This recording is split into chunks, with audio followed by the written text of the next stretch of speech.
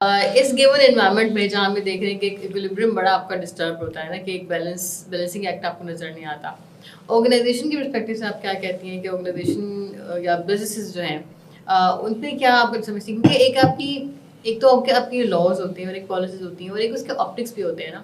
تو یہ جو پوری سچویشن ہے یہ آپٹکس کو اتنے ہیلدی نہیں دکھاتی، تو اس کا آپ کو لگتا ہے کہ جو انویسٹمنٹ کی پرسپیکٹو سے جو فارن انویسٹمنٹ آتی ہے یا جو بزنس پاکستان میں آپریٹ کرتے ہیں ان کو کس طرح سے چیز امپیکٹ کرتے ہیں؟ اگر پاکستان میں کے انوائرمنٹ کو انویسٹر فرینڈلی بنانا ہے تو لانگ ٹرم پالیسی کی بہت زیادہ ضرورت ہے، جہاں پہ انویسٹر کو ویزیبلٹی ہو انٹرسٹ ریٹ کی، جہاں پہ اس کو ویزیبلٹی ہو کہ کیا کسٹم ڈیوٹی کے ریٹس آج ہیں اور کیا فیوچر میں ہوں گے، اور کیا جو ہے ٹیکس آج کی تاریخ میں ہے اور آگے گورنمنٹ کا کیا پلان ہے، ایٹ لیسٹ 5 to 10 ایئرس کی کچھ لانگ ٹرم پلان گورنمنٹ کو دینا چاہیے. اور وہ پلان جو ہے وہ ایک تو یہ کہ پلان ہو اور کنسسٹنٹ ہو. اس کے اندر ابھی پاکستان میں دیکھا جائے تو بہت زیادہ انسرٹنٹی کا ایلیمنٹ ہے کہ ہم نے دیکھا پاسٹ میں کہ ایک دم سے ٹیکس ریٹ بڑھ گئے، ایک دم سے سپر ٹیکس بڑھ گیا، جو کہ جب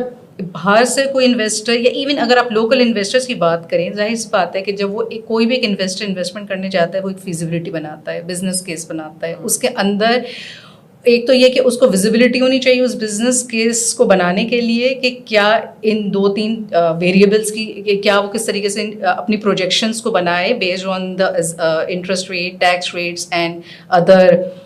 ٹیکس